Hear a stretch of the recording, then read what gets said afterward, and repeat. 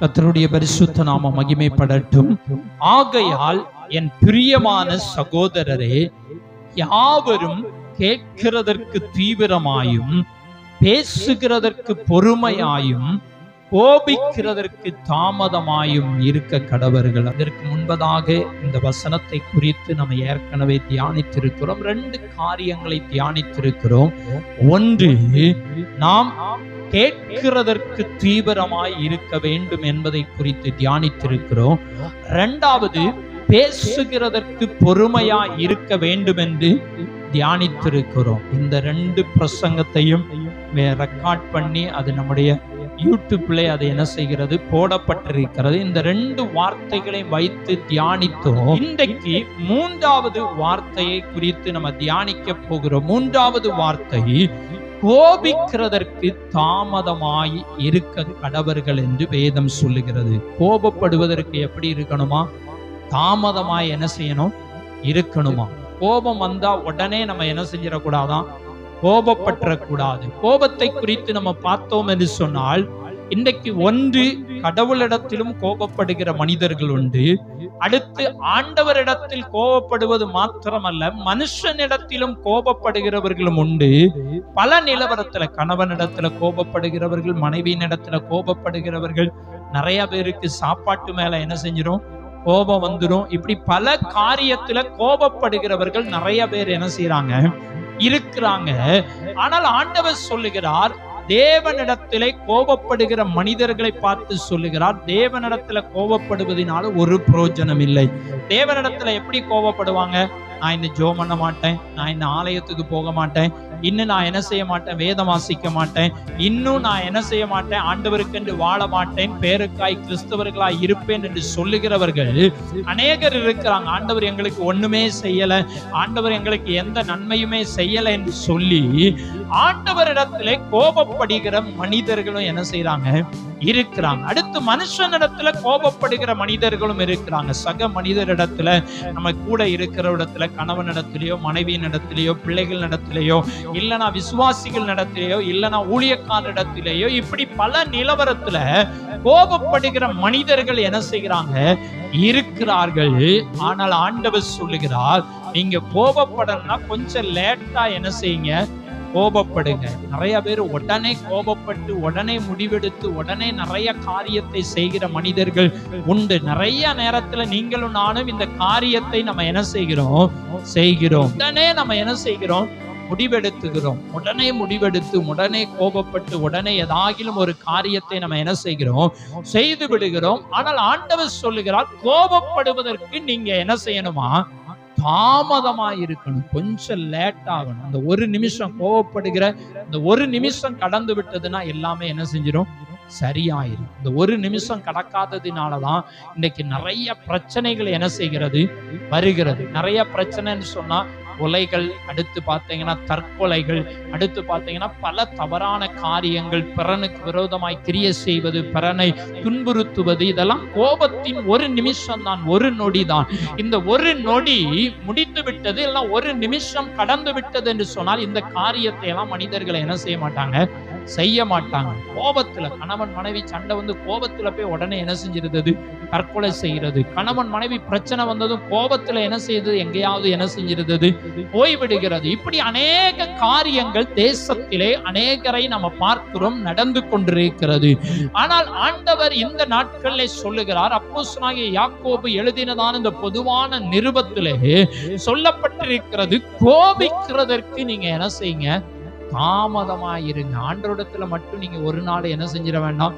கோபிச்சிட வேண்டாம். மனுஷனிடத்திலையும் கோபிக்க கூடாது, யாரிடத்திலையும் கோபித்து விடக்கூடாது.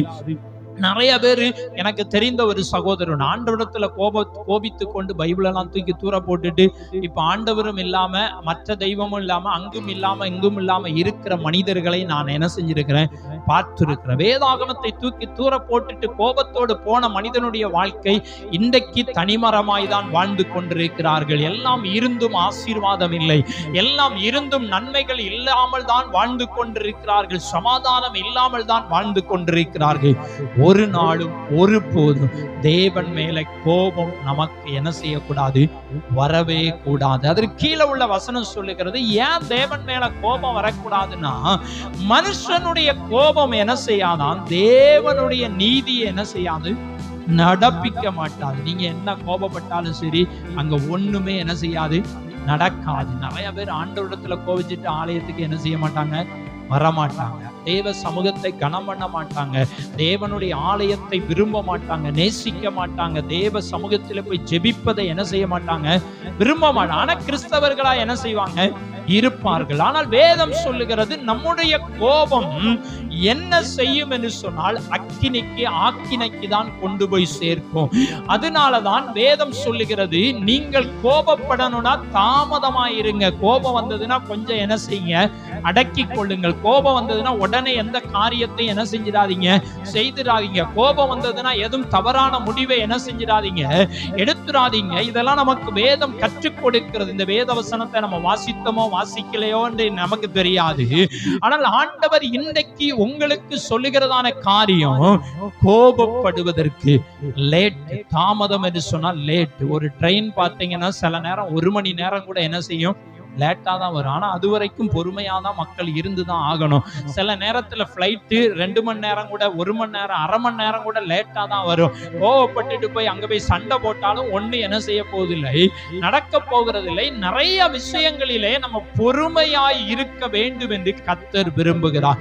கோபப்பட்டு எந்த முடிவையும் உடனே எடுத்துவிடக் கூடாது. அது குடும்பத்திலே ஆனாலும் சரி, தனிப்பட்ட வாழ்க்கையில ஆனாலும் சரி, நம்ம எந்த காரியமா இருந்தாலும் சரி, கோபப்பட்டு நாம் இஷ்டத்திற்கு எந்த முடிவையும் உடனே நம்ம எடுத்து விடாதபடி கவனமாய் இருக்கணும். உடனே முடிவு எடுக்கிறதுனாலதான் நிறைய விபரீதங்கள் என்ன செய்கிறது, நடக்குது. உலகத்துல பாருங்க, நிறைய விபரீதங்கள். தற்கொலையை குறித்து பார்த்தீங்கன்னா, ஒரு செகண்ட்ல, ஒரு நிமிஷத்துல என்ன செஞ்சிடும், முடிவடைஞ்சிடும். அடுத்து பார்த்தீங்கன்னா, கொலை என்பதும் பார்த்தீங்கன்னா, கோபத்தின் ஒரு உச்சத்திலே என்ன நடக்கும் என்று சொல்லி தெரியாமல் கொலை செய்து விடுகிற மனிதர்களை எல்லாம் நம்ம பார்த்து இருக்கிறோம். அப்போ கோபம் என்பது மனிதனுக்கு ஒரு அழிவை என்ன செய்கிறது, உண்டாக்குகிறது. அதனாலதான் ஆண்டவர் நமக்கு கற்றுக் கொடுக்கிறதான வார்த்தை, கோபம் வந்ததுன்னு சொன்னா கோபத்தை நம்ம அடக்கி கொள்ள வேண்டும். கோபப்படுவதற்கு தாமதமாக வேண்டும், உடனே கோபப்படக்கூடாது என்று வேதம் சொல்லுகிறது. அடுத்து நீங்க ஏன் கோபப்படக்கூடாது? ஒன்று, தேவனுடைய நீதியை நம்ம கோபம் என்ன செய்யாது, நிறைவேற்ற மாட்டாது. தேவனுடைய நீதியை நடப்பிக்கவே முடியாது. நீங்க வேதத்துல பாத்தீங்கன்னு சொன்னா, எலியா தீர்க்கதரிசியை குறித்து தெரியும். சோர்ந்து போய் என்ன செய்தாரு, படுத்துக் கொண்டார். ஆண்டவரிடத்துல கோபப்பட்டதற்கு ஆண்டவரிடத்துல கோபப்பட, ஆண்டவரே போதும், என்னை நீர் என்ன செஞ்சுக்கிறோம், எடுத்துக்கோ. நான் ஏன் இந்த உலகத்துல வாழணும், நான் ஏன் இருக்கணும் அப்படின்னு சொல்லி அவர் ஜெபம் பண்றார். ஆண்டவரிடத்துல கேட்கிற. ஆண்டவர் சொன்னார், இல்ல, நீ கோபப்படுவதனால, இல்ல நான் சோர்ந்து போய் இருப்பதினால ஒரு பிரயோஜனம் என்ன செய்யாது, கிடையாது. நீ போக வேண்டிய தூரம் வெகு தூரம் என்று சொன்னார். நீங்க வேதத்துல பார்த்தீங்கன்னா, ஆண்டவராகிய இயேசு கிறிஸ்து சிலுவையில் அறையும்படியா அவரை பிடித்து கொண்டு போகும்படியாய் வருகிறார்கள். அப்படி பிடித்து கொண்டு போகும்படியாய் வருகிற போது பேதுரு என்ன பண்ணாரு, கோபப்பட்டு உடனே வாளை எடுத்து என்ன பண்ணாரு, அல்குஸ் என்கிறவனுடைய காதை என்ன செஞ்சிட்டாரு, வெட்டிட்டார். ஆண்டவர் சொன்னார், நீ கோபப்படாத, பொறுமையா இரு, உன் உரைக்குள்ள என்ன செய், உன் பட்டயத்தை போடு என்று சொல்லி ஆண்டவர் சொன்னார். திரும்ப ஆண்டவர் என்ன பண்ணாரு, இவன் கோபப்பட்ட, இவன் காதை அப்படியே இருக்கட்டும்னு ஆண்டவர் சொல்லல. திரும்ப அந்த காதை என்ன செய்தாராம், ஒட்ட வைத்தார் என்று வேதம் சொல்லுகிறது. அல்லேலூயா.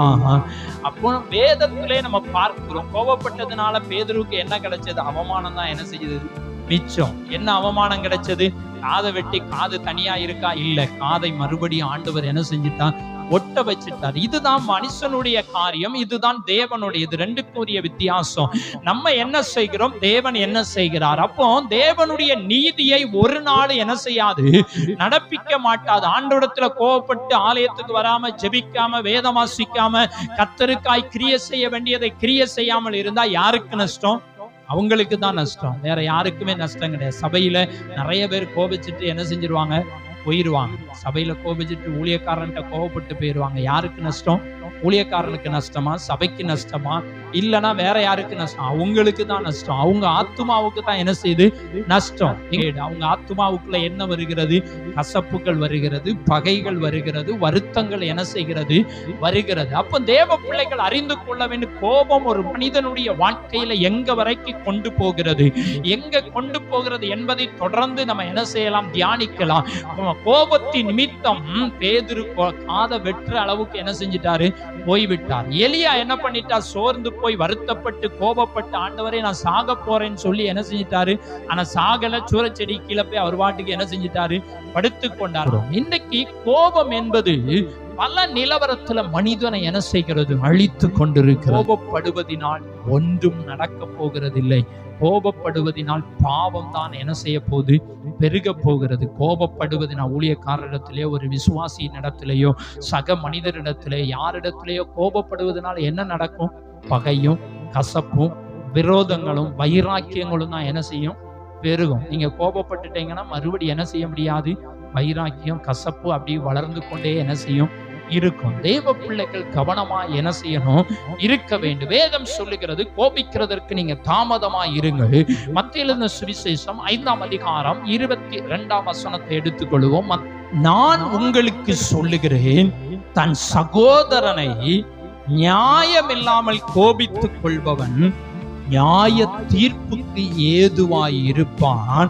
தன் சகோதரனை வீணன் என்று சொல்லுகிறவன் ஆலோசனை சங்க தீர்ப்புக்கு ஏதுவாய் இருப்பான். மூடனை என்று சொல்லுகிறவன் எரி நரகத்துக்கு ஏதுவாய் இருப்பான் என்று வேதம் சொல்லுகிறது. நம்ம கோபப்படுவதனால ஏதோ நம்ம சாதிச்சிடலாம் அப்படின்லாம் ஒண்ணுமே கிடையாது. கோபப்படுவதனால் பிரச்சனைகள் தான் நமக்கு வரும். இங்க ஆண்டவர் சொல்லுகிறான், நான் உங்களுக்கு சொல்லுகிறேன், ஒன்று தன் சகோதரனை யாரு? உடன் பிறந்தவங்களை எடுத்துக்கொள்ளலாம், சக மனிதர்களை எடுத்துக்கொள்ளலாம், திருச்சபையின் மக்களை எடுத்துக்கொள்ளலாம், பக்கத்துல இருக்கிறவங்களை எடுத்துக்கொள்ளலாம், நம்முடைய தெருவில் இருக்கிறவர்களை எடுத்துக்கொள்ளலாம். சக மனிதர்களை, சகோதரன் என்று சொன்னா எல்லா மனிதர்களையும் நம்மை போல் இருக்கிற எல்லா மனுஷிகளை என்ன செய்யும்? குறிக்கும். இவர்களை நம்ம நியாயம் இல்லாமல் என்ன செய்யக்கூடாதா? கோபிக்க கூடாது. அப்ப நியாயத்தோட கோபப்படலாமா அப்படின்னு பார்த்தா அதுவும் கொஞ்சம் தாமதமா தான் என்ன செய்யணும்? கோபப்படணும். நியாயம் இல்லாம நம்ம கோபிக்க கூடாதுன்னு சொல்லி இருக்கு. அப்ப எனக்கு கோபப்படுவதற்கு நியாயம் இருக்குன்னு சொல்லி என்ன செஞ்சிடக்கூடாது? அதுலயும் கோபப்பட்டுறக்கூடாது. நியாயம் இருக்கு, எனக்கு கோபப்படுவதற்கு என்கிட்ட நியாயம் இருக்கு, அவங்க செஞ்ச தப்புக்காக தான் நான் கோபப்பட்டேன் அப்படின்னு என்ன செஞ்சிட முடியாது? சொல்ல முடியாது. ஏன்னா வேதம் சொல்லுகிறது தாமதமா இருக்கணும், கோபிப்பதற்கு தாமதமா இருக்கணும். நியாயம் இல்லாமல் கோபிக்க கூடவே கூடாது. சிலரை பார்த்தீங்கன்னா காரணமே இல்லாம என்ன செய்வாங்க? கோபப்படுவாங்க. நிறைய பேர் ஊழியக்காரஇடத்துல நிறைய விசுவாசி என்ன செய்வாங்க? காரணமே என்ன செய்யாது? இருக்காது. எதுக்கு கோபப்பட்டாங்கன்னே என்ன செய்யாது? தெரியாது. அடுத்து நீங்க பாத்தீங்கன்னா விசுவாசிகள் என்ன பண்ணுவாங்க? விசுவாசிகிட்ட என்ன செய்வாங்க? கோபப்படுவாங்க. எதுக்கு கோபப்படுதாங்கன்னே என்ன செய்யாது? தெரியாது. சிலரை பார்த்தீங்கன்னா தன் சகோதரனிடத்துல, சகோதரியின் இடத்துல, நிறைய பேர் சகோதரியின் இடத்துல என்ன செய்யறாங்க? கோபப்படுறாங்க. எதுக்கு கோபப்படுறாங்கன்னே என்ன செய்யாது? தெரியாது. சகோதரிடத்துல சகோதரர் என்ன செய்யறாங்க? கோபப்படுறாங்க. நியாயம் இல்லாமல் கோபித்துக் கொள்ளுகிறவனுக்கு என்ன கிடைக்கிறது என்று சொன்னால் வேதம் சொல்லுகிறது, நியாய தீர்ப்புக்கு ஏதுவாய் இருப்பானா. அப்போ கோபம் நமக்கு எங்க கொண்டு போய் விடுகிறதா? நியாய தீர்ப்புக்கு என்ன செய்து கொண்டு போய் விடுகிறது. நம்முடைய கோபம் எங்க போகுதான்? நியாய தீர்ப்புக்கு போகுது. அப்ப நியாய தீர்ப்புல இருந்து தப்புவிக்கணும்னா கோபப்படாமல் நம்ம என்ன செய்யணும்? இருக்கணும். கோபமும் ஒரு பாவமாய் தான் என்ன செய்கிறது? காணப்படுகிறது. ஏன்னா வேதம் சொல்லுகிறது, கோபிக்கிறதற்கு தாமதமாய் இருங்கள். சகோதரனை, சக மனிதர்களை நம்ம கோபிக்க கூடாது. அப்படி கோபித்தால் நியாய தீர்ப்புக்கு பங்காளியா என்ன செஞ்சிருந்தோம்? மாறிடுறோம். பங்காளிட்ட சண்டை போட்டு நியாய தீர்ப்புக்கு பங்காளியா என்ன செஞ்சிடக்கூடாது? மாறிடக்கூடாது. சக மனிதரிடத்துல கோபித்து விட்டு நம்ம நியாய தீர்ப்புக்கு ஏதுவாய் மாறிடக்கூடாது. அடுத்து வேதம் சொல்லுகிறது, தன் சகோதரனை வீணன் என்று சொல்லுகிறவன். இவன் வீணா போனவன். எத்தனை வாட்டி நம்ம சொல்லியிருப்போம், இவன் வீணன், இவன் வீணா போனவன், இவன் ஒண்ணுக்கு என்ன செய்ய மாட்டான்? உதவ மாட்டான். வீணன் என்று சொல்லுகிறவன் எங்க போய் நிற்பானா? ஆலோசனை சங்க தீர்ப்புக்கு ஏதுவாய் இருக்கும். ஆலோசனை சங்கம்னா இன்றைக்கு இருக்கிறது நமக்கு நீதிமன்றம் வைத்துக் கொள்ளுவோம். அன்றைக்கு நீங்க பாத்தீங்கன்னா ஆலோசனை சங்க தீர்ப்பு என்று பாத்தீங்கன்னா இது யூதர்களுடைய உயர் நீதிமன்றமா, யூதர்களுடைய கோர்ட். இன்னைக்கு நம்முடைய இந்தியாவிலே உயர் நீதிமன்றம் இருக்கிறது, உச்ச நீதிமன்றம் இருக்கிறது. ஏன்னா இது 2000 வருஷங்களுக்கு முன்பதா இயேசுவின் காலத்திலே பேசினதான வார்த்தைகள் இங்கு எழுதப்பட்டிருக்கிறது. அப்ப யூத வழக்கத்தின்படியான காரியங்கள் இதுல அதிகம் என்ன செஞ்சிருக்கும், எழுதப்பட்டிருக்கும். ஆலோசனை சங்க தீர்ப்புன்னு சொன்னா இது யூதர்களுடைய உயர் நீதிமன்றமா. இதுல யாரெல்லாம் இருப்பார்கள் என்று சொன்னால் பிரதான ஆசாரியர்கள், மூப்பர்கள் மற்றும் வேதபாரகர்கள் என்று 71 பேர் என்ன செய்வாங்களாம், இதுல இருப்பார்களாமல். அப்ப அந்த இடத்துல கொண்டு போய் என்ன செஞ்சிருவாங்களாம், நிறுத்திடுவார்கள். சகோதரனை வீணன் என்று சொல்லுகிறவன் ஆலோசனை சங்க தீர்ப்புக்கு என்ன செஞ்சிருவான், ஏதுவா இருப்பான். அங்க போய் நிப்பாட்டினோடனே அங்க என்ன தீர்ப்பு சொல்றாங்களோ அதுதான். இவன் வீணன் சொல்லிட்டானா அவங்களுக்கு அங்க இருந்து என்ன தண்டனை கொடுக்கறாங்களோ அதை வாங்கி கொள்ள வேண்டிய 71 பேர் இருக்கக்கூடியதான ஒரு சங்கம். இது உலகத்துல ஒருவேளை நடக்குதோ நடக்காமலோ இருக்கிறதோ, ஆனால் நியாய தீர்ப்புல நிச்சயம் போய் என்ன செய்யணும், எல்லாரும் நிற்க வேண்டும். உலகத்துல வேற சகோதரன்ட்ட சண்டை போட்டுட்டோம், அவங்க வேணா நியாய தீர்ப்புல கொண்டு விடாம இருக்கலாம், நீதிமன்றத்துக்கு நம்ம கொண்டு, அது அதிகம் நடக்கும். ஆனா நீதிமன்றத்துக்கு போகாம இருக்கலாம். ஆனால் வேதம் சொல்லுகிறது நியாய தீர்ப்புல இருந்து என்ன செய்ய முடியாது, தப்ப முடியாது. சகோதரனை கோபிக்கிறவர்களுடைய வாழ்க்கையில நடக்கக்கூடிய காரியம் ஒன்று, இவர்கள் நியாய தீர்ப்புக்கு ஏதுவாய் இருக்கிறார்கள். இரண்டாவது, நீதிமன்றத்துக்கு நேராய் கடந்து போகிறதான அனுபவத்தை குறித்து சொல்லுகிறது. மூன்றாவது சொல்லப்பட்டிருக்கிறது, மூடனே என்று சொல்லுகிறவன் எங்க போவானா, எரி நரகத்துக்கு ஏதுவாயிருப்பான். முட்டாள் அப்படின்னு சொல்றவன், மூடன்னு சொல்றவன் எங்க போவானா, எரி நரகத்துக்கு. அப்போ நியாய தீர்ப்பு வருகிறது, ஆலோசனை சங்க தீர்ப்பு வருகிறது, எரி நரகமும் என்ன செய்து வருகிறது. இதெல்லாம் எங்க இருந்து ஆரம்பிக்கிறது, கோபத்திலிருந்து தான் என்ன செய்து ஆரம்பிக்கிறது. கோபத்திலிருந்து என்ன செய்து ஆரம்பிக்கிறது. சரியா? அப்ப கோபத்திலிருந்து ஆரம்பிச்சு எங்க போய் முடியும், எரி நரகத்துல போய் என்ன செஞ்சிரும், முடிஞ்சிரும். அப்போ நம்ம ஆரம்பிக்கும் போது கோபத்துல என்ன செஞ்சிடக்கூடாது, ஆரம்பிச்சிடக்கூடாது. போனா எரி நரகம் தான் ரெடியா என்ன செய்யும், இருக்கும். எரி நரகத்துக்கு போகாம இருக்கணும்னா என்ன செய்யணும், கவனமா இருக்கணும். கோபப்பற்றப்படாது. வீட்டுல என்ன செஞ்சிடும், கோபம் வரத்தான் செய்யும்.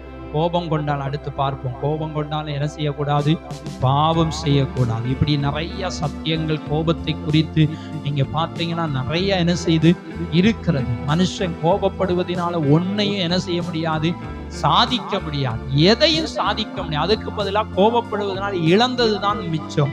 இன்னைக்கு நிறைய பேர் கோபப்பட்டுட்டு இன்னைக்கு தான் வீட்டையே விட்டுட்டு எங்கேயோ போய் என்ன செய்ய வேண்டியிருக்கு, இருக்க வேண்டிய. கோபப்பட்டு கொலை செய்துட்டு எங்க போக முடியும், அவன் வீட்டுல வந்து இருக்க முடியுமா, அவன் ஜெயிலுக்குள்ள இருக்கணும். அப்படியே வந்தாலும் வீட்டுக்கு வர முடியுமா, அடுத்தவன் எதிரி என்ன செய்வான், ரெடியா இருப்பான். நீ வந்தியா, நீ கொலை பண்ணியா, உன்னையும் நான் என்ன செஞ்சிருவேன், போட்டு தள்ளிடுவேன். அப்போ கோபத்தினால தன் வாழ்க்கை என்ன செஞ்சிருது, சீரழிந்து விடுகிறது. கோபத்தினால தன் எதிர்காலத்தை என்ன செய்து விடுகிறார்கள், தொலைத்து விடுகிறார்கள். வேதம் சொல்லுகிறது, சகோதரனை பார்த்து மூடனே என்று சொல்லுகிறவன். இதான் மிக முக்கியமான காரியம்.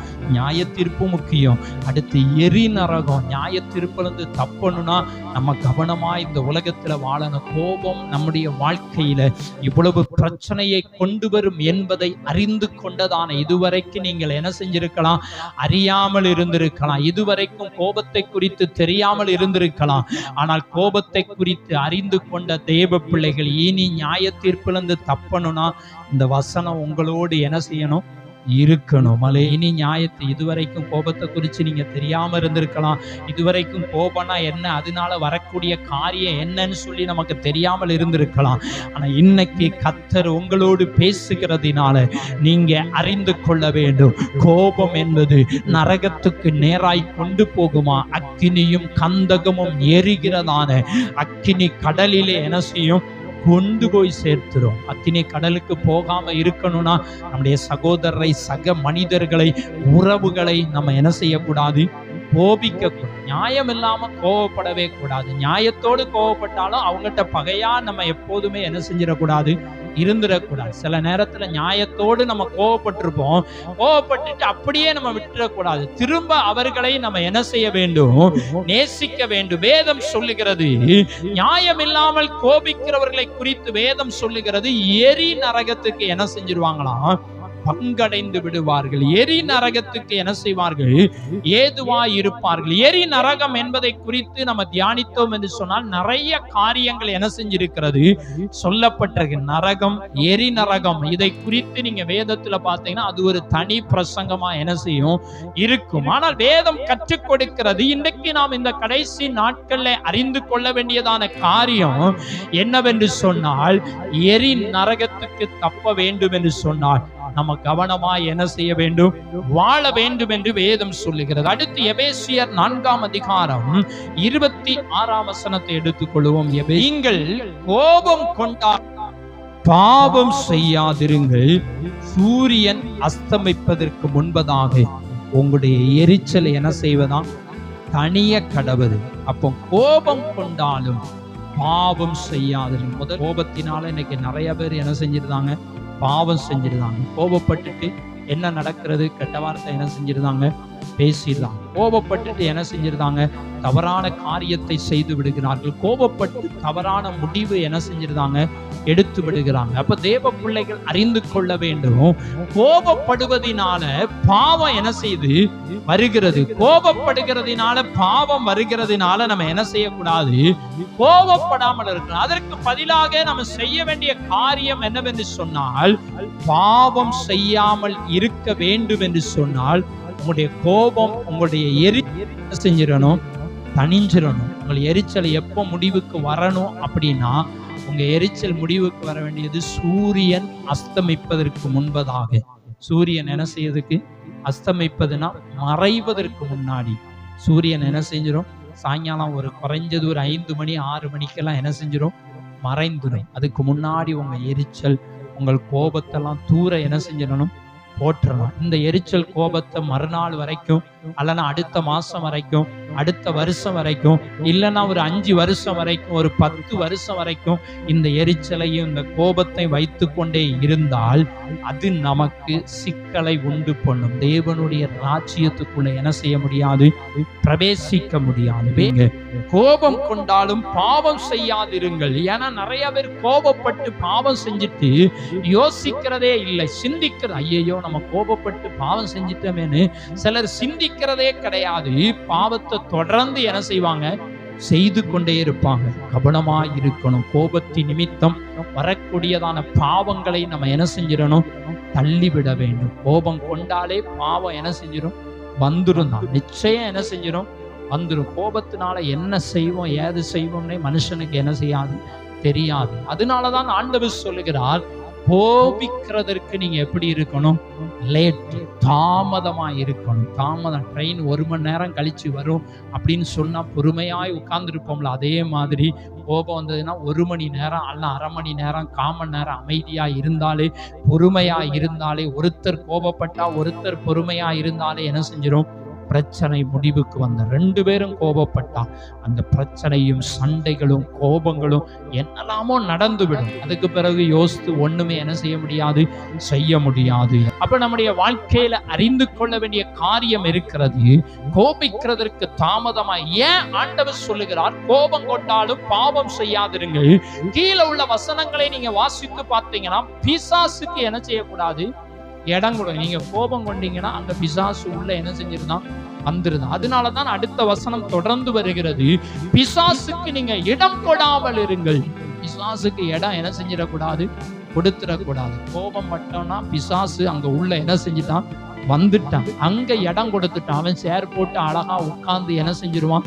நம்மள ஒரு வழி பண்ணாம போக மாட்டான். ஏன்னா பிசாசுக்கு இடம் கொடாதிருங்கள். அடுத்து கீழே வருகிறது அதே அதிகாரத்தில் 29ஆம் வசனம் சொல்லுகிறது, கெட்ட வார்த்தை ஒன்று உங்கள் வாயிலிருந்து என்ன செய்யக்கூடாதாம்? புறப்படக்கூடாது. இதெல்லாம் எங்க இருந்து ஆரம்பிக்கு? கோபத்திலிருந்து அப்படியே என்ன செய்யுது? ஆரம்பிக்குது. கோபத்துல என்ன செய்கிறோம்? பிசாசுக்கு இடம் கொடுக்கிறோம். கோபத்துல என்ன பண்ணுகிறோம்? கெட்ட வார்த்தை என்ன செஞ்சிருது? வந்துருது. நம்முடைய வாயிலிருந்து என்ன வார்த்தை வரணுமா? பக்தி விருத்திக்கு ஏதுவான வார்த்தை என்ன செய்யணும்? வரணும். கேட்கிறவங்களுக்கு என்ன செய்யணும்? பிரயோஜனம் இருக்கணும். கேட்கிறவங்களுக்கு இன்னைக்கு பிரயோஜனம் இல்லாம என்ன செய்யறாங்க? பேசுறாங்க. ஒருத்தருக்கு நம்ம பேசணுமா, அது அவங்களுக்கு என்ன செய்யணும்? பிரயோஜனமா இருக்கணும். கெட்ட வார்த்தை பேசுறதுனால எத்தனை பேருக்கு பிரயோஜனம்? எத்தனை பேருக்கு நன்மை கிடைக்கி, எத்தனை பேருக்கு எதாயிலும் கிடைக்கா? இல்லை. கெட்ட வார்த்தை பேசுவதனால யாருக்குமே என்ன செய்யாது? பிரயோஜனமே என்ன செய்யாது? கிடையாது. அப்ப நம்ம அறிந்து கொள்ள வேண்டும், நம்ம கோபத்தினால கெட்ட வார்த்தை பேசுறோம். அடுத்து என்ன பண்றோம்னா 30ஆம் வசனத்திலே சொல்லுகிறது, பரிசுத்த ஆவியை என்ன பண்றோம்? துக்கப்படுத்துகிறோம். பரிசுத்த ஆவியை என்ன பண்றோம்? துக்கப்படுத்துறோம். எப்படி? கோபம் கொள்வதனால பிசாசுக்கு இடம் கொடுக்கிறோம். பிசாசுக்கு இடம் கொடுக்கிற போது கெட்ட வார்த்தை பேசுகிறோம். கெட்ட வார்த்தை பேசுவதனால பக்தி விருத்திக்கு என்ன செய்ய முடியல? இடம் இல்லை. அதற்கு பதிலாக என்ன பண்றோம்? ஆவியானவரை துக்கப்படுத்துகிறோம். நம்மை மீட்பதற்காக அவருடைய ராஜ்யத்தில் சேர்க்கும்படியாய் நம்மை தெரிந்து கொண்ட ஆண்டவரை, பரிசுத்த ஆவியானவரை நம்ம என்ன செய்கிறோம்? துக்கப்படுத்துகிறோம். அப்ப இன்றைக்கு தேவ பிள்ளைகள் நம்முடைய வாழ்க்கை எவ்விதமாய் கடந்து போய் கொண்டிருக்கிறது? எப்படி நம்ம வாழ்ந்து கொண்டிருக்கிறோம்? தேவ சமூகத்தை நம்ம எப்படி இருக்கிறோம்? நம்முடைய வாழ்க்கையை அர்ப்பணிக்கப்பட்ட வாழ்க்கை வாழ. அடுத்து அப்படியே வாசித்தீங்கன்னா, கோபத்தினாலே வரக்கூடிய காரியம் என்னன்னா, கசப்புகள் என்ன செய்கிறது? வருகிறது. கோபமும் மூர்க்கமும் கூக்குரலும் தூஷணமும் மற்ற எந்த துர்க்குணமும் என்ன செஞ்சிடணுமா? உங்களை விட்டு நீங்கி விட வேண்டும். நம்முடைய துர்க்குணம் எதான்? கசப்பு துர்க்குணமா? கோபம் துர்க்குணமா? அடுத்து மூர்க்கம் துர்க்குணமா? கூக்குரல், ஒரே சத்தம், ஒரே சண்டை. ஒரே கூக்குரல்னா என்ன? சண்டை. ஒரே குடும்பத்துல சண்டை, கணவன்ட்டு சண்டை, மனைவிட்ட சண்டை, ஒரே சண்டை சண்டை சண்டைனே வாழ்க்கை ஓடிச்சுன்னா அதுதான் கூக்குரல். இந்த கூக்குரலும் அடுத்து தூஷணம், அதான் கெட்ட வார்த்தை, தூஷணமான காரியம், தூஷணமாய் பேசுகிற வார்த்தை, இது எல்லாம் உங்களை விட்டு என்ன செஞ்சிடணுமா? நீங்கி விட வேண்டும் என்று கர்த்தர் விரும்புகிறார். தூஷணமான காரியத்தை செய்தாலும் சரி, பேசினாலும் சரி, தூஷணமான இடத்திற்கு போனாலும் சரி, எல்லாமே தேவன் வெறுக்கிறதான ஒரு காரியம். இன்றைக்கு நம்ம அறிந்து கொள்ள வேண்டும், கோபத்தினாலே வரக்கூடியதான சாபங்கள் இருக்கிறது. கோபத்தினால் வரக்கூடியதான நியாய தீர்ப்பு இருக்கிறது. கோபத்தினால் வரக்கூடியதான அழிவு என்ன செய்கிறது? இருக்கிறது. இன்னைக்கு நம்ம தெரிந்து கொள்ள வேண்டும், கோபப்படுவதற்கு நம்ம என்ன செய்யணுமா? ஜாக்கிரதையா இருக்கணும். கோபம் வந்ததுன்னா அது என்ன செஞ்சிடணும்? நம்மை விட்டு அகற்றப்பட வேண்டும். கோபம் நம்முடைய வாழ்க்கையில இல்லாமல் என்ன செய்யணும்? போக வேண்டும் என்று கர்த்தர் விரும்புகிறார். அடுத்து நீ இதே வார்த்தை எபேசியர் 4:26 சொல்லப்பட்ட அதே வார்த்தை, அதே வேத வசனம் சங்கீதம் 4:4 நீங்க வாசித்து பார்த்தீங்கன்னா அங்கு சொல்லுகிறது, கோபம் கொண்டாலும் நீங்க என்ன செய்யக்கூடாதா? பாவம் செய்யாதிருங்கள். உங்கள் படுக்கையிலே உங்கள் இருதயத்தில் பேசிக்கொண்டு என்ன செய்யுங்க? அமர்ந்திருங்கள். நம்முடைய இருதயத்துல என்ன செய்யணுமா? பேசிக்கிட்டே இருக்கணும். படுக்கை எப்போ படுக்க போவோம்? நைட்டு தான் என்ன செய்வோம்? படுக்க போவோம். நைட்டு தான் தூங்க போவோம். அப்போ நம்ம என்ன செய்யணும்? தூங்குறதுக்கு முன்னாடி படுக்கையில பேசி கொண்டிருங்கன்னா என்ன அர்த்தம்? யோசித்து கொண்டிருக்கணும். இன்னைக்கு நம்ம கோபப்பட்டோமா? இன்னைக்கு நம்ம எப்படி வாழ்ந்தோம்? எப்படி நம்முடைய வாழ்க்கை இருந்தது? நம்ம என்ன செய்து கொண்டிருந்தோம்? இன்னைக்கு நம்முடைய ஆண்டவருக்கு பிரியமாய் வாழ்ந்தோமா? ஆண்டவருக்கு பரிசுத்தமாய் வாழ்ந்தோமா? இன்னைக்கு கெட்ட வார்த்தை பேசணுமா? தேவன் வெறுக்கிற காரியத்தை நம்ம செய்தோமா? பக்தி விருத்தியான வார்த்தை பேசினோமா என்பதெல்லாம் நம்ம என்ன செய்யணும்? யோசிக்கணும். தூங்க போவதற்கு முன்னாடிதான் சிலருக்கு நல்ல யோசனைகள் என்ன செய்யும் வரும். அப்பதான் கொஞ்சம் ஃப்ரீயா என்ன செய்வோம்? இருப்போம். படுக்கும்போது சிலர் படுத்துக்கிட்டே என்ன செய்வாங்க? யோசித்து கொண்டே இருப்பாங்க, சிந்தித்து கொண்டே. என்ன தூங்கலையா? தூங்கணும் அப்படிம்பாங்க. ஆனா அவங்க யோசித்து கொண்டே என்ன செய்வாங்க? இருப்பாங்க. வேதம் கற்றுக் கொடுக்கிறது, கோபம் கொண்டாலும் பாவம் செய்யாதிருங்கள். எத்தனையோ வருஷத்துக்கு முன்னாடி, எத்தனையோ 1000 ஆண்டுகளுக்கு முன்னாடி சங்கீதத்தில் எழுதப்பட்டிருக்கு அதே வேத வசனம். அதற்கு பிறகு இயேசு கிறிஸ்துவின் காலத்துக்கு பிறகு அப்போஸ்தலனாகிய பவுலின் காலத்திலே எழுதப்பட்டிருக்கிறது. அப்ப வேத வசனம் எவ்வளவு உண்மையானது, அது அப்படியே இருக்கிறது. நீதிமொழிகள் 16ஆம் அதிகாரம் 32ஆம் வசனம் சொல்லுகிறது, பலவானை பார்க்கிலும் நீடிய சாந்தம் உள்ளவன் என்ன செய்தவனா? உத்தமனா. பெரிய நான் பலசாலி, பெரிய தைரியசாலி, நான் அப்படி இப்படி, நான் பெரிய பணக்காரன், நான் பெரிய பலம் உள்ளவன் என்று சொல்வதை காட்டிலும் நீடிய சாந்தம் உள்ளவன் தான் உத்தமன் என்று வேதம் சொல்லுகிறது. சாந்த குணம் நமக்கு என்ன செய்யணும்? வேணும். ஆனா இந்த சாந்த குணம் தான் இன்றைக்கு நிறைய பேத்துக்கு என்ன செய்யல? இல்லை. எல்லாருடைய வாழ்க்கையிலும் சாந்த குணம் குறைந்துதான் என்ன செய்கிறது? இருக்கிறது. ஆனால் ஆண்டவர் சொல்லுகிறார், நீங்க சாந்த குணம் உடையவர்களா என்ன செய்யணுமா? வாழ வேண்டும். அவர்கள் தான் உத்தமர்கள் என்று வேதம் கற்றுக் கொடுக்கிறது. நீடிய சாந்தம், சாந்த பேரு நீடிய சாந்தம். ஆண்டவராகிய இயேசுவை குறித்து சொல்லப்பட்டிருக்கிறது, அவர் நீடிய பொறுமை உள்ளவராய் என்ன செய்கிறாராம்? இருக்கிறார். அவர் எப்படி இருக்கிறாராம்? நீடிய பொறுமை, நீடிய பொறுமையோடு இருக்கிறார். அதே போல நம்முடைய வாழ்க்கையில நீடிய சாந்தம் நமக்கு என்ன செய்யணும்? வேணும். இவர்கள் தான் உத்தமன் என்று வேதம் சொல்லுகிறது. அடுத்து நீங்க பார்த்தீங்கன்னா நீதிமொழிகள் 15:18 வாசித்தோம் என்று சொன்னால், நீ கோபக்காரன் என்ன பண்றானா? சண்டையை எழுப்பி விடுகிறான். கோபப்படுறவன் சண்டையை தூண்டி விட்டுருவான். கோபம், ஒருத்தர் கோபப்பட்டாங்கன்னா ஒருத்தர் அமைதி ஆயிட்டாங்கன்னு வச்சுக்கோங்களேன், சண்டை அங்க முடிவுக்கு என்ன செஞ்சிடும்? வந்துடும். கோபக்காரன் சண்டையை தூண்டி தூண்டி என்ன செஞ்சிருவான்? விட்டுருவான். ஒருத்தன் கோபப்படுதானா அவன்கிட்ட இருந்து கொஞ்சம் விலகி இருக்குது என்ன செய்யுது? நல்லது. ஏன்னா அவன் என்ன பண்ணிடுவான்? சண்டையை தூண்டி தூண்டி தூண்டி விட்டு சண்டை போடணும்னு பார்த்துக்கிட்டே என்ன செய்வாங்க? இருப்பாங்க. சுற்றில இருக்கிற மக்கள் சண்டை போடுறதை பார்த்து ரசிச்சுக்கிட்டு என்ன செய்வாங்க? இருப்பாங்க. ஆனால் வேதம் கற்றுக் கொடுக்கிறது, கோபக்காரன் என்ன பண்றானா? சண்டையை தூண்டி விடுகிறான், சண்டையை எழுப்பி விடுகிறான். ஆனால் நீடிய சாந்தம் உள்ளவனோ சண்டையை என்ன செஞ்சிருவான்? அமர்த்திடுவான். கோபக்காரன் சண்டையை தூண்டி விடுவான். சாந்தமா இருந்தோம்னா சண்டை முடிவுக்கு என்ன செஞ்சிடும்? வந்துடும். சண்டையை அமர்த்தி விடுகிறான். அமைதியான நிலைமைக்கு என்ன செஞ்சிருவான்? வந்துருவான் என்று வேதம் சொல்லுது. அப்ப நம்முடைய வாழ்க்கையில கோபம் எங்கெல்லாம் கொண்டு போய் விடுகிறது? கோபம் நம்முடைய வாழ்க்கையில வரவே கூடாத ஒன்றாய் அது என்ன செய்கிறது? இருக்கிறது. கோபத்தோட சேர்த்து நிறைய பாவமும் என்ன செஞ்சிடும்?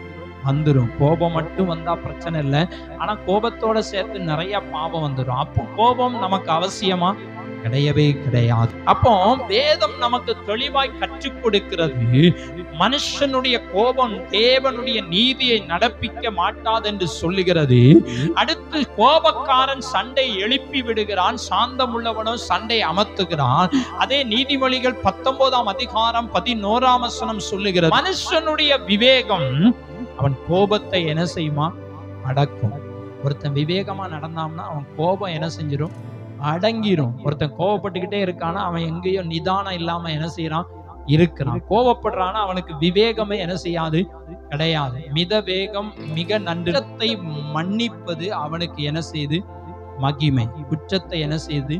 மன்னிப்பது அவனுக்கு மகிமையா. அப்போ மனுஷனுடைய கோபம் விவேகத்தை என்ன செஞ்சிடும்? இழக்க பண்ணிடும். நிதானத்தை என்ன செஞ்சிடும்? இழக்க பண்ணிடும். நம்முடைய வாழ்க்கையில நம்ம அறிந்து கொள்ள வேண்டிய காரியம், இன்னைக்கு விவேகம் இல்லாம ஒருத்தர் நடந்தா அவன்கிட்ட கோபம் இருக்கிறது. கோபம் இருந்தா அவன்கிட்ட விவேகம் என்ன செய்யாது? கிடையாது.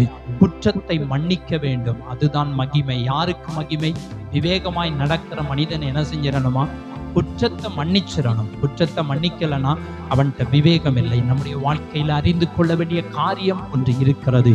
எல்லாமே கோபத்தை குறைத்து வாழ்வது, கோபம் இல்லாமல் வாழ்வது, கோபப்படுவதற்கு தாமதமாய் இருப்பது நம்முடைய வாழ்க்கையில பெரிய ஆசீர்வாதத்தை கொண்டு வரும். நீங்க வேதத்துல பார்த்தீங்கன்னா மோசே என்கிறதான தீர்க்கதரிசி கோபப்பட்டார். கோபப்பட்டதுனால அவர் கானானுக்குள்ள என்ன செய்யல?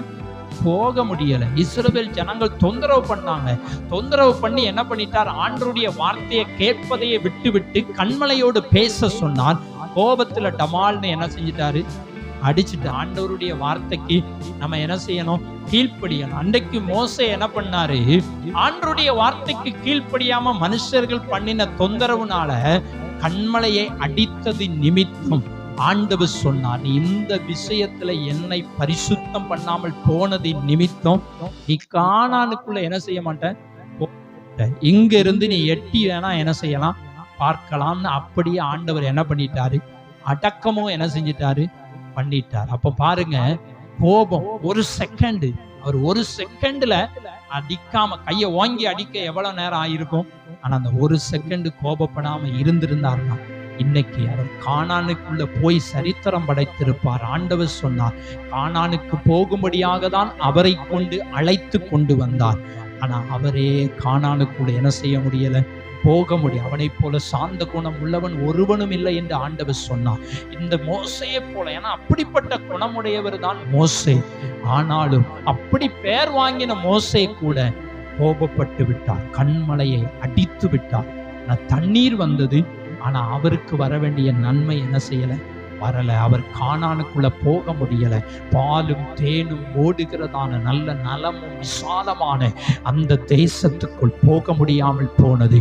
அப்ப சிறு கோபம், சிறு காரியம் என்ன செய்யும்? நம்மை பரலோகத்திற்கு கொண்டு போக விடாமல் தடை பண்ணிவிடும். நம்முடைய வாழ்க்கையில கவனமாய் என்ன செய்யணுமோ இருக்கணும். ஆனா கோபம் இல்லாத மனிதர்கள் யாருமே என்ன செய்ய முடியாது, இருக்க முடியும். எல்லாத்துக்கும் எனக்கும் கோபம் வரும், உங்களுக்கும் கோபம் வரும். ஆனால் கோபப்படுகிறோம். எதற்கு கோபப்படுகிறோம்? எந்த விஷயத்துல கோபப்படுகிறோம்?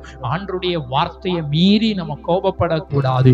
கோபம் கொண்டாலும் பாவம் என்ன செஞ்சிடக்கூடாது, செஞ்சிடக்கூடாது. கோபத்தினால கசப்புகள், வைராக்கியங்கள் வந்துடக்கூடாது. பிசாசுக்கு என்ன செஞ்சிடக்கூடாது, இடம் கொடுத்துடக்கூடாது. கோபத்தினால தீமையான காரியத்துக்கு இடம் கொடுத்துடக்கூடாது.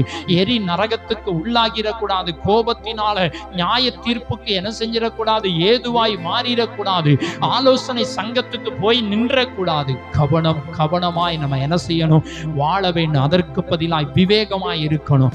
என்ன வேணாலும் யாரு வேணாலும் பேசட்டும். அதற்கு நீடிய சாந்தத்திற்கு, பொறுமைக்கு ஆண்டவனாகிய இயேசுதான் நமக்கு அடையாளம். இயேசுவோடு கூட இருந்த சீசர்கள் கூட கோபத்தினால பாவம் செய்து விட்டார்கள். ஆனால் ஆண்டவராகிய இயேசுவோ அவரை கோபப்படுத்தினார்கள். ஆனால் அவர் அமைதியாயிருந்தார். அவரை துப்பினார்கள், அவரை குட்டினார்கள், அவரை என்னெல்லாமோ செய்தாங்க, கேலி செய்தாங்க. ஆனா இயேசுவோ பேசாமல் இருந்தார். இயேசுவோ அமைதலாயிருந்தார். இயேசுவோ ஒன்றும் பேசாதபடி பொறுமையாயிருந்தார். அதனாலதான் அவர் இன்றைக்கு பிதாவினுடைய வலது பாரிசத்திலே அவர் வீற்றிருக்கிறார். ஜீவனுள்ள தெய்வம். அவர் நீடிய சாந்தமுள்ளவராய் இருந்தார். அவரை அடித்தார்கள், சிலுவையிலே கொலை செய்தார்கள். அவர் நினைத்திருந்தார் அது சிலுவையிலே அவரை கொண்டு போய் அடிப்பதற்கு முடியாமல் தடுத்திருக்கலாம். ஆனால் ஆண்டவராகிய இயேசு எல்லாவற்றையும் சகித்து கொண்டார்.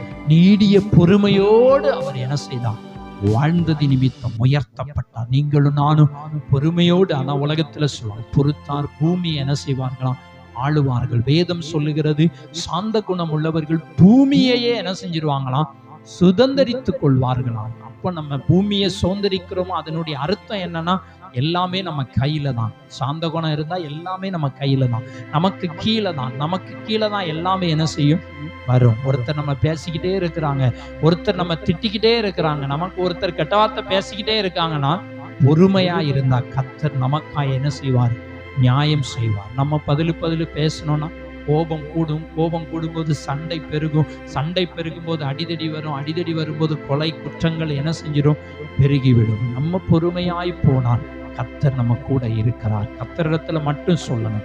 நிந்திக்கிறவர்களுக்காக ஜெபம் பண்ணுங்கள். உங்களை துன்பப்படுத்துறவர்களுக்காக நீங்க ஜெபியுங்க.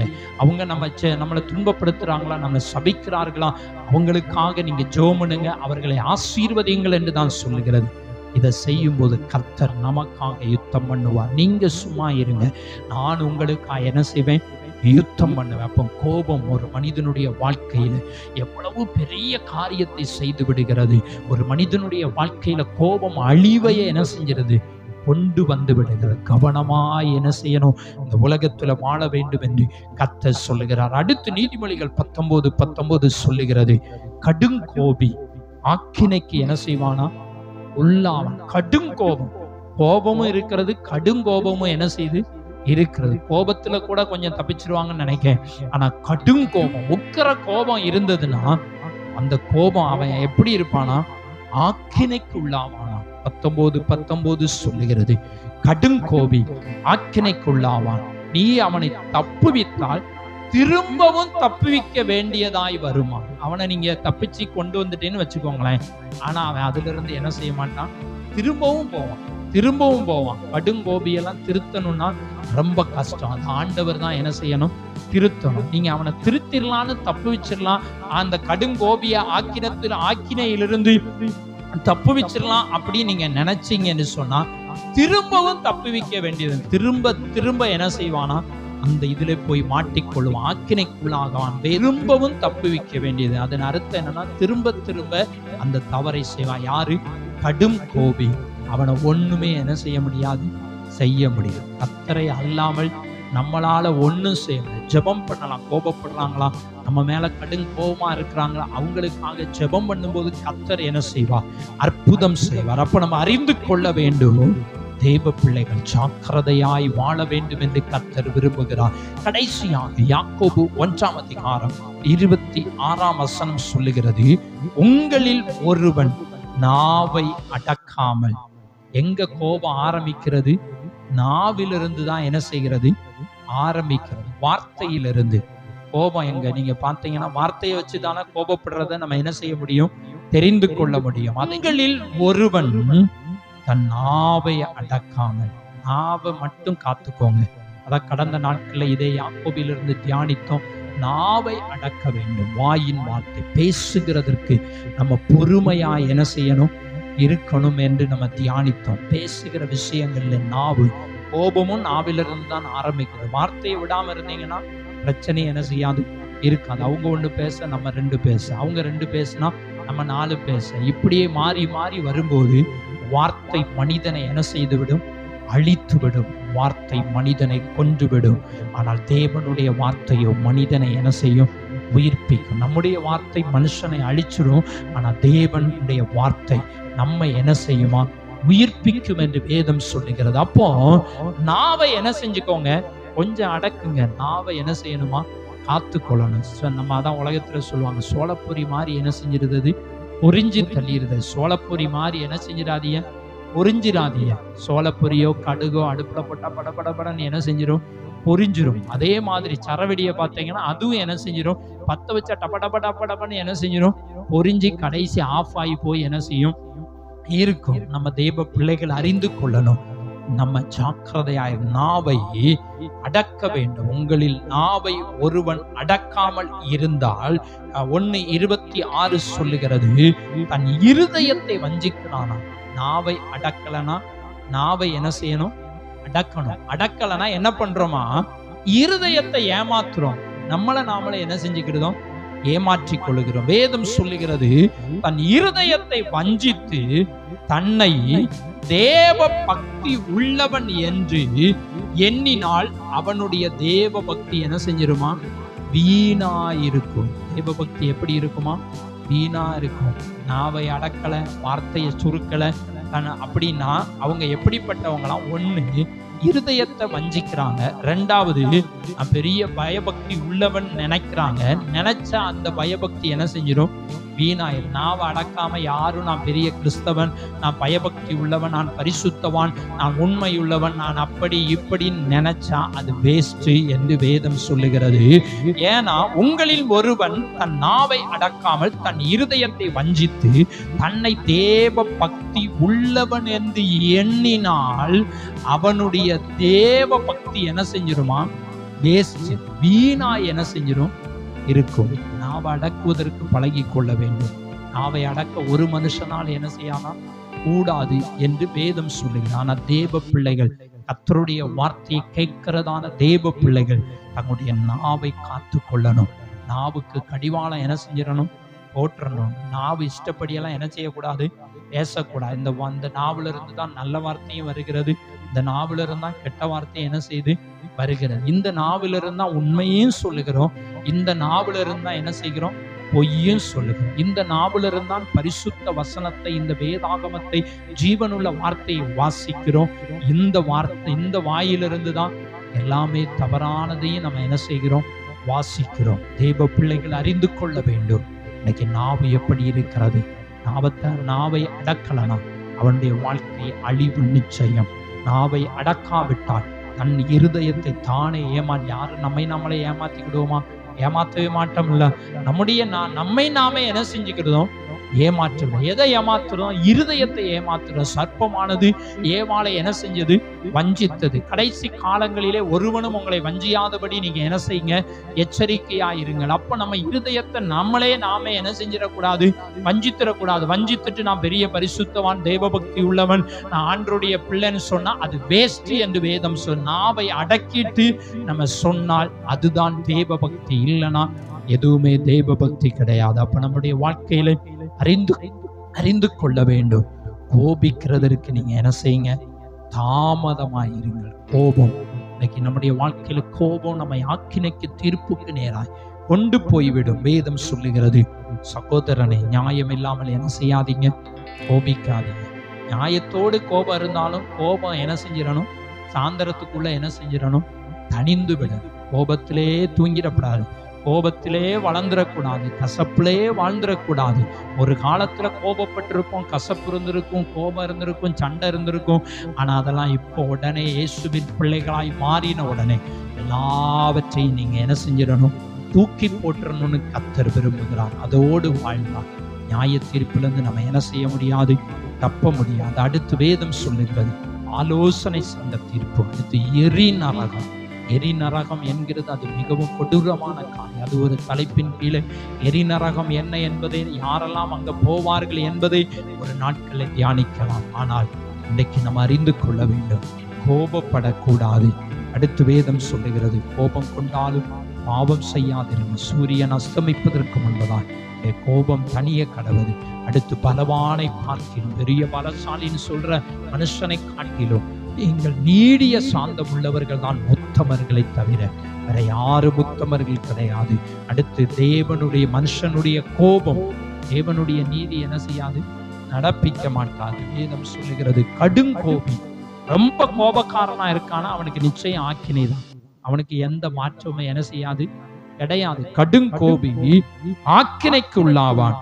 அடுத்து உங்களில் ஒருவன் நாவை என்ன செஞ்சுக்கணும், அடக்கணும். நாவை அடக்குவதற்கு பாதுகாத்து கொள்ளுங்க. நாவை கொண்டு நம்ம வீட்டிலேயோ வெளியே, வீட்டுல பேசினா கூட அது ஒரு பக்கம், ஆனா வெளியே பேசினா பெரிய சிக்கலை கொண்டு வரும். வீட்டிலையும் பேசக்கூடாது, எதை பேசணுமோ அதை பேசுவோம். எது தேவனுடைய நாம மகிமைக்காய் இருக்குமோ அதை என்ன செய்வோம், நாவை நம்ம என்ன செய்யணும், அடக்கி கொள்ள வேண்டும் என்று கர்த்தர் விரும்புகிறார். இந்த கடைசி காலத்துல வாழுகிறதான சபையாய் இருக்கிறதான நான் கோபத்துக்கு கொஞ்சம் தாமதமாய் இருந்தோம் என்று சொன்னார், கோபம் படாமலேயே நம்முடைய வாழ்க்கை கடந்து போய்விடும். ஜாக்கிரதையா நீடிய பொறுமையா கிறிஸ்து நமக்கு கற்றுக் கொடுத்த வழியின்படி நம்ம வாழுவோம். கர்த்தர் உங்களை ஒவ்வொருவரையும் ஆசீர்வதிப்பாராக. கண்களை மூடி நம்ம ஆண்டவரை நோக்கி பார்ப்போம். வேதம் கற்றுக் கொடுக்கிறது. முதல்ல நம்ம பார்த்தோம், கேட்கிறதற்கு நீங்க தீவிரமாயிருங்க. இரண்டாவது தியானித்தோம், பேசுகிறதற்கு நீங்க பொறுமையாயிருங்க. மூன்றாவது, கோபப்படுவதற்கு நீங்க என்ன செய்யுங்க, தாமதமாயிருங்கள். மூன்று காரியத்தையும் நம்முடைய வாழ்க்கையில கடைபிடிக்க வேண்டும் என்று கர்த்தர் விரும்புகிறார். கோபம் என்பது ஒரு மனிதனை நரகத்துக்கே கொண்டு போயிருமா? கோபம் கோபம் கோபம் இது நம்மை விட்டு அகற்றப்பட வேண்டும். பாவம் செய்து விடக்கூடாது. கோபத்தினால பிசாசுக்கு இடம் கொடுக்கிறோம். கோபத்தினாலே நம்முடைய வாழ்க்கையில பரிசுத்த ஆவியானவரே துக்கப்படுத்துகிறோம். கோபத்தினால கசப்புகள், வைராக்கியங்கள் வந்துருது, கெட்ட வார்த்தை வந்துருது. இதெல்லாம் நம்ம வாழ்க்கையில வரக்கூடாது. கொஞ்சம் கோபப்படுவதில் பொறுமையாயிருப்போம். கோபத்தை எல்லாருடைய வாழ்க்கையிலும் கோபத்தை மட்டும் என்ன செய்ய முடியாது, அடக்க முடியாது. ஆனால் ஆண்டவர் சொல்லுகிறார், தன் நாவை அடக்க வேண்டும். கோபத்தை அடக்குவதற்கு சமம் வார்த்தை தான் ஒரு மனிதனை அழிக்கிறது. தெய்வ பிள்ளைகள் நம்ம கவனமாய் ஜாக்கிரதையாய் வாழும். கர்த்தர் நிச்சயமாய் நம்ம ஒவ்வொருவரையும் ஆசீர்வதிப்பார். இந்த வேத வசனத்தின்படி வாழ்ந்து பாருங்கள். கர்த்தர் உங்களுடைய வாழ்க்கையில பெரிய அற்புதங்களையும் பெரிய மாற்றத்தையும் தந்து உங்களை நிச்சயமாய் ஆசீர்வதிப்பார். வார்த்தையினாலதான் ஆசீர்வாதத்தை இழந்திருக்கிறோம். கோபத்தினாலதான் ஆசீர்வாதத்தை இழந்திருக்கிறோம். கோபத்தின் நிமித்தம் தான் நம்முடைய பரலோக ராஜ்யத்தை இழந்துவிடக் கூடாது. கோபம் இருக்கும் என்று சொன்ன இன்றைக்கு நம்மை விட்டு எடுத்து போடுவோம். கர்த்தர் நம்மை ஆசீர்வதித்து தொடர்ந்து வழி நடத்துவாராக. ஆமென்.